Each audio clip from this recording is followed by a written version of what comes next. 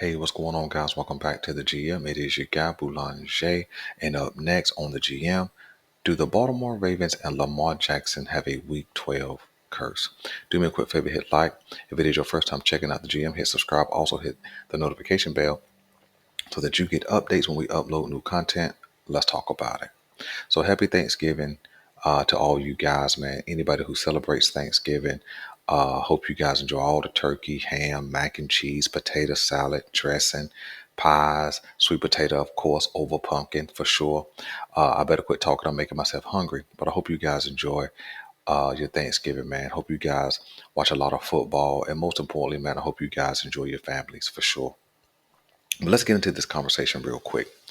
So, with understanding that in 2021 and 2022, the Baltimore Ravens in week 13 lost Lamar Jackson.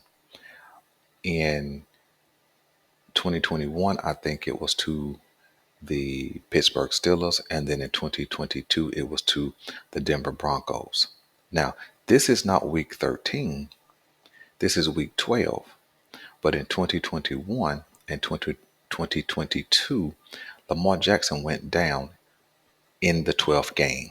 This is the 12th game.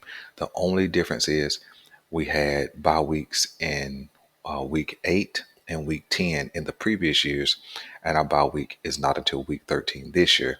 So it is week 12 and it is 12 games. And so the last 3 years are lining up almost perfectly. Okay. And I'm having this conversation with you guys, not because I want him to get hurt, but my question is there a curse? Could there be something eerily similar to 2021 and 2022? Well, let's check it out. Okay. When you look at Lamar Jackson's passing stats from 2021 and 2022, they look very similar to 2023, which is this year, of course. When you look at the Baltimore Ravens uh, AFC positioning, we were at the top of the AFC North um, in 2021 and 2022, and we were also near and at the top of the whole AFC conference in 2021 and 2022, and the same thing exists in 2023. So going into 12 games, we sit in the exact spot that we sat in almost the past couple of years. Lamar Jackson's passing numbers, not touchdowns, of course, but his passing numbers are very, very similar. The Baltimore Ravens, as an offense, was at the top uh, of the league in rushing. We are that this year. The Baltimore Ravens offensive line in 2021 and 2022 and now in 2023 have had some missing parts. Ronnie Stanley was a culprit in those 2 years. There was some in and out going on amongst some of the other positions. Same thing has happened this year in 2021 and 2022, and now in 2023. You've had some running back injuries, specifically JK, in those last 3 years. Same thing this year, or last 2 years, and then same thing this year. So everything aligns almost perfectly to what it has been going into a 12th game. Okay. So I'm pitching this question to you guys because I want to kind of hear what you guys think. What makes this year different than what we've seen in the last 2 years? How can the Baltimore Ravens avoid a Lamar Jackson injury in week 12? Because the truth is, the offensive line has been just as suspect this year as the previous 2 years. Okay. The passing numbers are the same. The rushing numbers are very similar, not for Lamar Jackson necessarily, but for the Ravens as a whole unit. In fact, going into week 12, Lamar Jackson was already, game 12, Lamar Jackson was already at or above 700 yards. He's not near that this year. He has some good rushing numbers, but he's not near 700 this year. And I think that personally, that is going to be the biggest difference.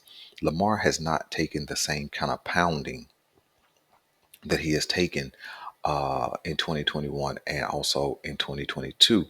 And I think that not having that wear and tear on his body will allow him to hold up through a week 12 game and then have a bye week where he can get refreshed, where he can get, some much needed rest, but also the rest of the team can heal up.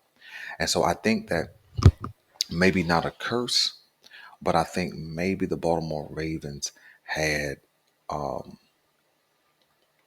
been in kind of this pattern of using Lamar Jackson as the number one running back, and because of that, he take hits to the lower body, take hits to the upper body, and then with the offensive line not being solid like it needs to be, those last 2 years he was running around in the pocket trying to make a play, which is where he got hurt, not necessarily running the ball. When I speak of Lamar Jackson running the ball, I'm specifically talking about the pounding he would take over the last couple of years. And he hasn't taken that as much this year. So I think that we can make it through this game with Lamar Jackson coming out healthy. So here are three ways I believe that the Baltimore Ravens can get in and out of week number 12 with the Lamar Jackson being as healthy as possible after 12 games played. The first thing is get the ball out of his hands quickly. Okay. We've seen the deep ball not really connect, and throwing the ball deep requires him to hold on to the ball a little more. And I think getting the ball out of his hand quickly, in you know instead of 20 to 25 yard throws, maybe 10 to 12 yards, 10 to 15 yards, get the ball out of his hand a lot quicker. I think that's the first thing. I think number two, I think in this game, power the run game. You know, not with Lamar Jackson. Let him do his damage scrambling, but power the run game with Gus, Justice Hill, and also Keaton Mitchell. I think if they take the pounding, which is what a running back typically does, of course, then he doesn't have to take that pounding in the run game. That's number two. And I think number three, I think that we have to have the offensive line hold up a little more this week so that he can live in a clean pocket. The Los Angeles Chargers did lose Joey Bosa last week, and so they may end up trying to blitz a little more to compensate for the loss of Joey Bosa and his pass rush ability. So that makes me a little concerned. But I think that if we can do those three things, uh, you know, because they don't have that edge rusher Joey Bosa, it should allow us to be a little more stable along that offensive line.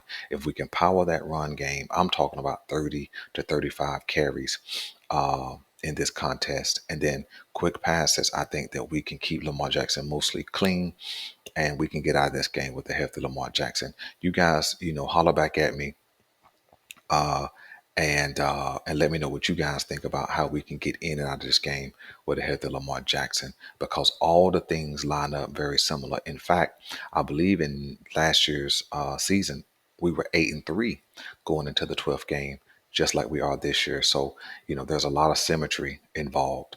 Also, drop in the chat, man. It's not the chat, but drop in the comment section, man. What you guys' favorite dishes for Thanksgiving? Is it the turkey? Is it the ham? For me, it's going to be the mac and cheese and the dressing. I would take mac and cheese and dressing over any of the other courses. So listen, I'm your guy Boulanger. Again, happy Thanksgiving. Hope you guys enjoy your family for sure. And we'll holler at you guys in the morning where we do Keys to Victory.